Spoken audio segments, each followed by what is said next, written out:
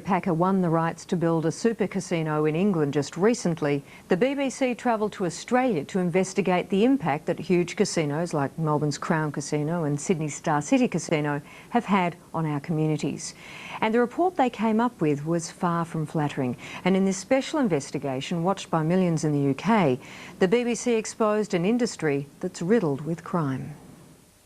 Big, brash and glitzy, nothing prepares you for super casinos. We travel to Australia to meet a whistleblower who says super casinos seduce gangsters and drug dealers into parting with their ill-gotten millions. The aim of both of the casinos was to get high rollers into them. It didn't really matter where they came from, what their backgrounds were. If they were a criminal, they were a criminal, but that was beside the point. There are fears that super casino jackpots will breed a new generation of addicts. These super casinos will devastate communities, families and the lives of individuals. That's been our experience here. Don't repeat it in Britain.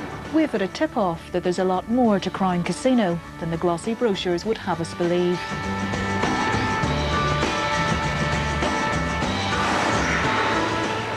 This is Crown, the spectacular $2 billion entertainment complex in the heart of Melbourne that Kerry Packer is holding up as the template for his planned UK empire.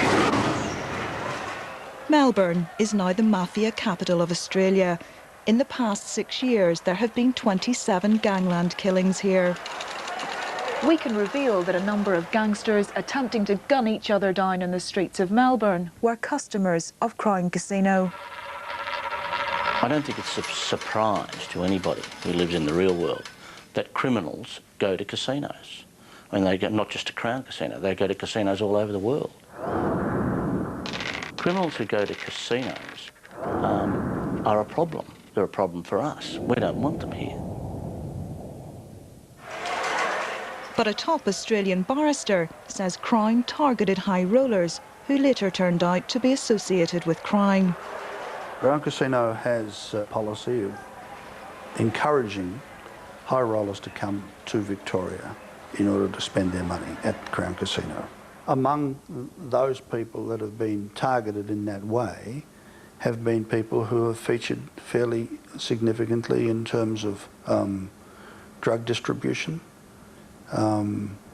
conspiracies to be involved with drugs or to be involved in other criminal activities in Victoria.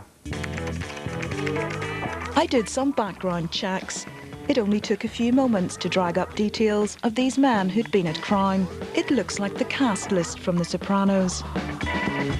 This is Mario Condello, once one of Crown's biggest and most popular gamblers. He's allegedly a senior figure in Melbourne's notorious underworld gang, the Carlton Crew. Condello was charged with conspiring to kill this man, Carl Williams, another fated Crown customer who's a convicted drug dealer. Alleged underworld assassin and celebrated high roller Andrew Venuman was another Crown client. Despite the fact these men were at Crown, management say they work with authorities to monitor their clientele. You have a task force of Victorian Police called the Casino Squad, which is based here. They not only have access to our surveillance room and our security services, but they have their own surveillance cameras. So far, Victoria Police have banned 13 underworld figures from the casino. They're currently moving to ban a further 80 Crown customers. Crown Casino insists that police must deal with these criminals. But is there a contradiction here? This man targeted high rollers for the casino industry in Australia for over 15 years. He blew the whistle on executives at a super casino in Sydney who were willing to go to any lengths to attract them. Casinos thrive on gathering information about people, what they lost, what type of women they like, what flights they like to catch, which rooms they want, where they sit at a table. If they're triad, if they're involved with mafia, they know. At the super casino in Sydney, Mark Wells looked after Van Dong, who was one of the biggest heroin dealers in Australia. Eventually, police banned him from gambling there. The moment that happened, it was like a feeding frenzy. All of the other casinos, including Crown, targeted him because he was one of the largest players in the casino industry. He could win or lose $1 million on a day. A heroin trafficker, Kokon Tong, was able to run his drugs distribution business from Crown for a substantial period. It's possible a simple check would have revealed what many already knew about Kokon Tong's illicit activities, but we've been told Crown actually recruited him. Crown Casino says, in the 10 years Crown has been operating, Victoria Police, to our knowledge, have laid one charge with respect to money laundering. It was later withdrawn. And it insisted it has never sought to attract customers who it knows to have criminal convictions. We'd never heard of a bloke called Kokon Tong before. You know, it's not something that, I mean, Crown doesn't have some encyclopedic knowledge of every criminal in the world.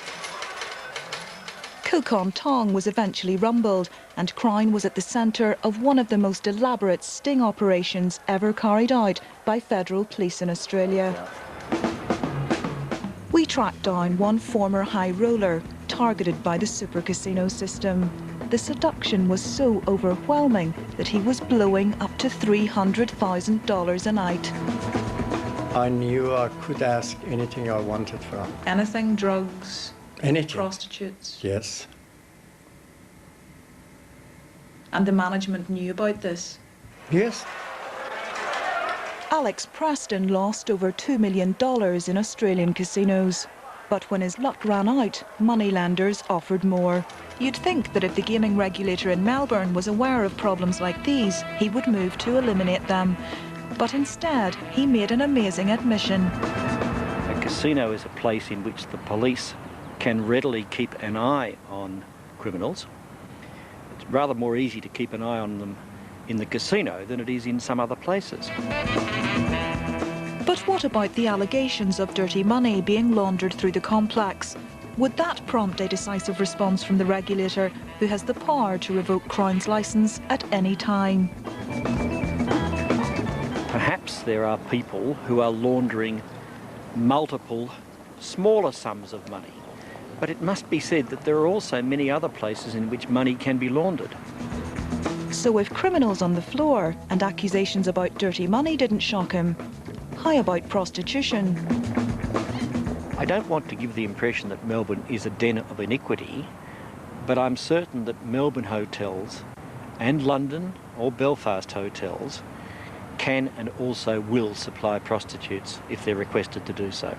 That's, I'm afraid, a part of life. Don't just look at the fine buildings that might appear or the restaurants that might appear.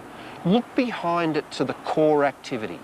The core activity of all of these operations is gambling. You will find families broken up. You will find a trail of suicides. You will find a social crisis caused by gambling. They will suck money out of that local community.